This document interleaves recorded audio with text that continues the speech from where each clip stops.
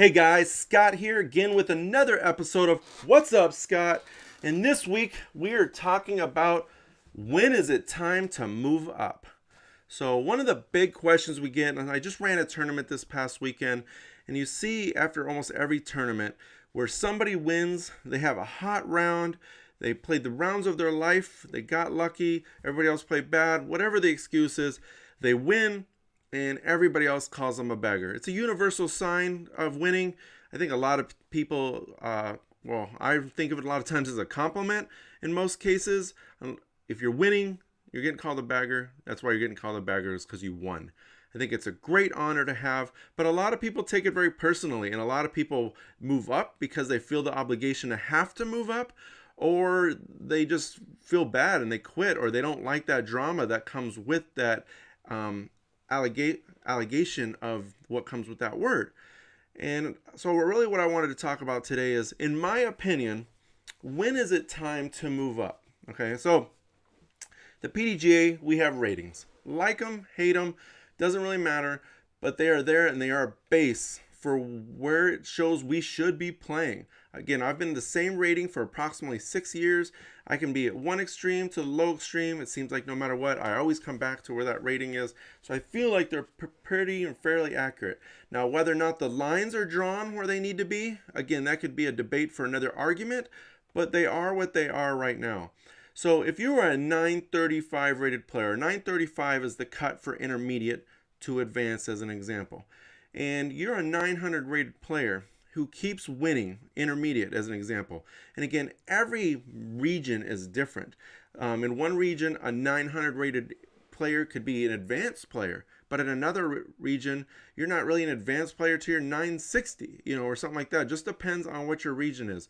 But using our example, if you're a 900 rated, we're 935, a 900 rated player playing intermediate, the cap is 935, and you are consistently winning, or you're winning by large margins. My advice to that person is, you have to decide, what do you want out of the game, regardless of what anybody else says to you, regardless of what kind of things are thrown your way, is what do you want out of it? Do you want to be a better player? Then maybe dabble and look at going into advanced. Choose which tier events that you want to do it. You don't care, you just are having a good time, you're out here to have fun, which is what I think a lot of us really are out there for, is just to have a good time. Then play within the structure that the PDGA says that you're able to do. Eventually, that 900 rated intermediate, if they're consistently winning, are going to jump over 935. There's always the scenarios of non-PDGA members or people who haven't been a member in a while, so those ratings don't catch up. Sometimes a player is so new, it takes a while for that PDGA to catch up with them. So they're playing at a higher level, even though their rating doesn't justify that yet. But still, nobody is there to determine when or where you should be playing. The PDGA has structured that for you. You choose ultimately what you want to play. So again, if you're that 900 and you're winning, great. But decide what you want to do. It is your game. It is your future with the game. And you have to decide. If you move too quickly, if you're 900 rated and you move to advanced because you feel pressured to move into advanced and you don't do well in advanced, you're always going to wonder and say, I got pressured. I wasn't ready. I'm getting my butt kicked. Well, now you're playing advanced. That's even harder from the stigma or stereotype of to say, now I'm going back to intermediate because I'm not playing so well. Once you kind of jump up, it is harder unless you build that reputation of moving between levels. I'll give you the example. So again, I'm a 940 rated player. I'm a professional classified player, or professionally classified player, but at 940, which means I can play amateur at any event still, except a major. But I typically play pro or pro masters. But there are occasions where I will play advanced still, like at bigger tournaments. So if I'm going to Bowling Green, I'm playing advanced. Of course, Bowling Green Amateur Championships doesn't have a pro field, but that is a field I can go into, and I'm usually getting my butt kicked. Occasionally, at like a St. Louis Open, Des Moines Challenge, things like that are near me, I will still sometimes play advanced because of the level of competition that is going there. I know that is closer. Locally, I know that I'm probably a better advanced player, even though there are locals to me that advanced are going to kick my butt every single time.